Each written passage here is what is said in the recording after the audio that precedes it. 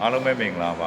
အခုကျွန်တော်ရောက်နေတဲ့နေရာကတော့ဝင်ကြီးများရုံးမှာပဲဖြစ်ပါတယ်ဆိုတော့ဒီနေ့ကျွန်တော်နဲ့တူရှိနေတဲ့သူကတော့ဆရာဇော်မောင်ဖြစ်တဲ့တီဆို worship leader ဖြစ်ပါတယ်ဆိုတော့ဒီနေ့မှာသူ့တခြင်းတွေအကြောင်းကိုကျွန်တော်နိုင်ငံလေး mention လုပ်သွားခြင်းနဲ့နောက်သူ့တခြင်းတွေအရန်အောင်မြင်တဲ့ဝိညာဉ်တွင်းမှာကိုးကွယ်မယ်ဆိုတဲ့တခြင်းရတယ်ဘုရားကျောင်းတိုင်းမှာကိုးကွယ်ခြင်းမှုကိုပြုခဲ့တာဖြစ်တယ်မျောလင်းရဆိုလို့ကိုတော့ပဲ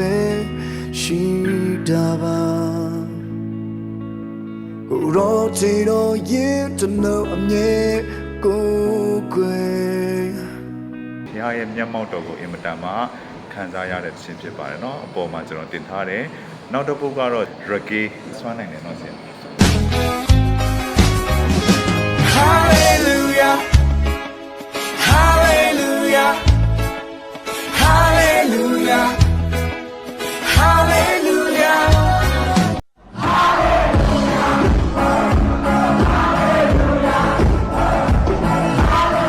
ထူးထူးဆန်းဆန်းပဲ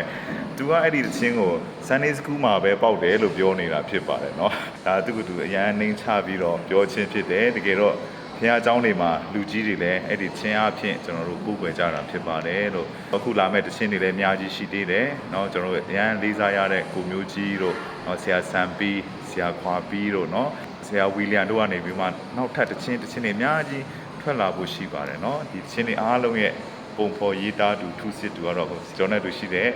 ဆရာဇော်မောင်ပဲဖြစ်ပါတယ်ဆိုတော့ဒီနေ့မှာကျွန်တော်တူစီကနေကျွန်တော်ရမ်းကြိုက်တဲ့စင်လုံတော့လည်းရှိတယ်ဆိုတဲ့တခြင်းလေးအကြောင်းကိုမေးတော့မှာဖြစ်တယ်လူတွေအတွက်ကောင်းကြီးဖြစ်တဲ့တခြင်းဖြစ်ပါတယ်လို့ဆိုတော့တခြင်းကိုဆရာဘယ်လိုရေးသားဖြစ်ခဲ့တယ်ဆိုတဲ့အကြောင်းလေးကိုအနေငယ်လေးsharing လုပ်ပေးပါဆရာအားလုံးပဲခရစ်တော်နာမ၌မင်္ဂလာပါလို့နှုတ်ဆက်ပါတယ်ဒီနေ့ချင်းနဲ့ပတ်သက်တဲ့အကြောင်းအရာလေးတတိခံဝင်ကားခွင့်ပေးတဲ့ဖခင်ကြီးတို့ချီးမွမ်းပါတယ်ဒီအစဉ်လုံးလောက်လေးရှိတဲ့ချင်းနဲ့ပြောမယ်ဆိုတော့အများကြီးရှိပါတယ်ဒါပေမဲ့အဲ့ဒီကနေအဓိကအချက်လေးပြောသွားချင်တယ်ဖခင်ကကျွန်တော်ရဲ့ဖြစ်ချင်တဲ့အရာတွေကိုလည်းဖြစ်စီတဲ့ဖခင်ဖြစ်ပါတယ်ဒါပေမဲ့ကျွန်တော်မဖြစ်ချင်တဲ့အရာတွေလည်းဖခင်ကကြုံတွေ့စေတဲ့အခြေအနေလည်းရှိပါတယ်ဒီချင်းလေးကအဓိကအဲ့ဒါကို message ပေးချင်တာဖြစ်ပါတယ်သူပြင်ဒီချင်းကိုကျွန်တော်ယောဘဝတ္ထုကိုအခြေခံပြီးကျွန်တော်ဘုရားရှိခိုးလာတဲ့တန်ဆင်ကြီးစာသားရဲ့အပြင်ကျွန်တော်ဒီဆက်ခွင့်ရခဲ့တာဖြစ်ပါတယ်အဲ့တော့ယောဘရဲ့တတဟာအရင်မှာပြည့်စုံတဲ့သူဖြစ်ပါတယ်ဝေကြီးမိသားစုတွေတာသမီးတွေအကုန်လုံးကတကယ်လောက်ပြည့်စုံတဲ့သူရှိပါတယ်ဒါပေမဲ့တနေ့မှာသူမဖြစ်ချင်တဲ့အရာတွေဖြစ်လာခဲ့တယ်စီပေါ်ရေးပိုင်းမှာပစ္စည်းဆုံးရှုံးကုန်တဲ့အတာသမီးတွေတည်သွားတယ်နောက်ဆုံးသူရန်ချစ်လို့ယူထားတဲ့စနီးတယ်ကတော့မှသူ့ကိုညှို့ညင်တယ်အပြစ်တင်တယ်နော်သူနဲ့စမပြေတော့သူမဖြစ်ချင်တဲ့အရာတွေသူရဲ့တတထဲမှာဖြစ်လာတဲ့အခါမှာလေသူကဘုရားကိုဆက်ပြီးမျှော်လင့်တယ်ဘုရားကိုဆက်ပြီးကိုးကွယ်တယ်ဆိုရင်မြင်ရတဲ့အတွက်သူဖြင့်တော့တွင်ဆင်ခြင်းပြီးတော့ဒါဒီဆက်ဖြစ်တဲ့အရာဖြစ်ပါတယ်အစမှာကျွန်တော်ပြောခဲ့လို့ပဲမဖြစ်ချင်တဲ့အရာတွေဘုရားဖက်တန်းစီတဲ့အချိန်ကာလမှာလည်းကျွန်တော်တို့ဘုရားကြီးတို့ကိုချီးမွမ်းတတ်ဖို့လိုအပ်ပါတယ်မဖြစ်ချင်တဲ့အရာတွေတတလေးမှာကြုံရတော်ညာလဲဘုရားကဒီနောက်ွယ်မှာကြီးမားတဲ့အကျင့်စီရှိနေပါတယ်ဒီနောက်ွယ်မှာကျွန်တော်တို့အတွက်အကောင်းတဲ့အကျိုးဖို့လို့ငါပဲကျမ်းစာပြောထားပါတယ်ကျွန်တော်မျှော်လင့်တဲ့အကျိုးကျွန်တော်တို့ကောင်းဖို့အတွက်ပဲကျွန်တော်ကျင့်စီပေးထားတာဖြစ်ပါတယ်အဲ့ဒီအကျင့်စီကိုကျွန်တော်တို့အုံနောင်နဲ့လည်းနားမလည်နိုင်ပါဘူးကျွန်တော် bridge ပိုက်မှာအဲ့ဒါကြီးထည့်ထားပေးပါတယ်ဒါရဲ့အကျင့်စီရောပါအဆုံးမှာနော်တာသမီတွေဝေးကြီးဥစ္စာပြန်ကောင်းပြီးခံစားတယ်ဒီအစီအစဉ်ဟာအုံနောင်နဲ့တွက်ချက်မယ်ဆိုရင်နားလည်နိုင်တဲ့အကျင့်စီမျိုးမဟုတ်ပါဘူးဒီကျွန်တော်ရဲ့ဒီစားဒီအတွေးတားကလည်းဒါရဲ့အကျင့်စီသဘောပေါက်နိုင်မှာမဟုတ်ပါဘူးဘုရားရဲ့ကျေးဇူးတော်အားဖြင့်လည်းကျွန်တော်နားလည်သဘောပေါက်မှာဖြစ်ပါတယ်တချင်းရေးပြီးနောက်ပိုင်းတက်တာနည်းငယ်ပြောချင်ပါတယ်ရှင်ရေးပြီးမကြခင်မှာပဲကျော်စီလမ်းကြောင်းမှာစီကြောက်တယ်စီတွန်းတဲ့ခါတိုင်းမှာနားချင်ရပါတယ်ဆရာဝန်နဲ့တိုင်ပင်ဆရာဝန်နဲ့ပြတဲ့ခါမှာလဲဒီကိစ္စဒီစားပြရမှာလို့ဒါခွဲစီရမှာသူပြောတဲ့ခါမှာတကယ်ကိုဝေကြီးပိုင်းရအောင်ဖြစ်ချင်တော့ကျွန်တော်အဲ့ချိန်မှာကတောင်ပေါ်မြို့မှာပဲဖြစ်တဲ့ခါမှာအရက်ကိုရိုမန်လေးတို့တွားပြီးတော့ဒါလုပ်ရမယ်အပိုင်းတွေဖြစ်လာတယ်လူအနေနဲ့တော့ဒီကိစ္စမှာဖြစ်ချင်ဘူးဒါပေမဲ့လို့မဖြစ်ချင်တဲ့ဟာတကယ်ဖြစ်လာတဲ့အခါမှာဘုရားကတတ်တော်ပြန်ဆက်စစ်ပါတယ်တကယ်ပဲကျေးဇူးတော်ကိုချီးမွမ်းနိုင်သေးရလားအလိုတော်ကိုဆက်ပြီးဝန်ခံနိုင်သေးသလားဆိုတာကိုဘုရားကဆက်စစ်ပါတယ်ကျွန်တော်လည်းဘုရားဆုတောင်းပါတယ်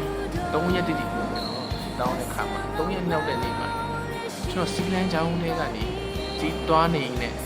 အရန်လေးတဲ့အရာတစ်ခုကထွက်ကြပါကျွန်တော်တီးထားပြီးတော့ကျွန်တော်အကျွေခွက်ထဲမှာကျွန်တော်ပေါက်တဲ့ခါမှာအတန်ရှင်းလင်းကြားတယ်ကလော့ဆိုပြီးအတန်ကြားတယ်တချင်းကျွန်တော်ကြည့်လိုက်တဲ့အခါမှာ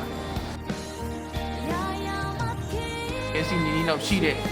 ဒီကြောက်ကစီလန်းကြောင်းကနေရှူရှော့ရှူထွက်သွားတယ်ဆိုတော့မြင်ရတဲ့ခါမှာ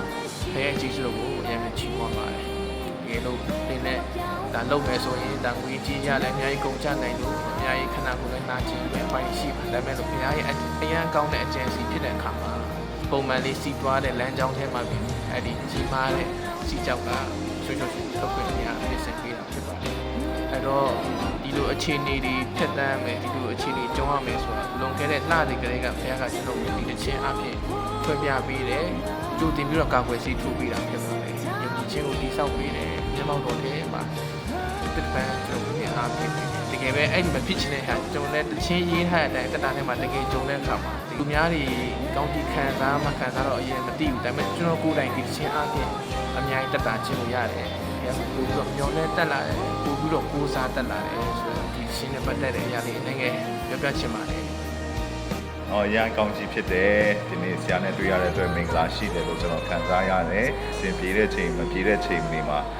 ဘုရားရဲ့ချီးကျူးတော်ကစင်တုံလောက်လည်းရှိတယ်ဆိုတာကိုဝန်ခံတတ်ဖို့ကျွန်တော်ကလည်းများစွာတွင်တင်တဲ့တခြင်းဖြစ်ပါတယ်။အဲ့ဒီအတွက်ဆရာကိုလည်းချီးကျူးတင်တယ်ပြီးတော့မြောက်များစွာတော့တခြင်းတွေဆရာအားဖြင့်ထပ်လောင်ရေးစီထွက်လာပါစေလို့ကျွန်တော်အနေနဲ့ဒီမကောင်းတောင်းပေးလိုပါတယ်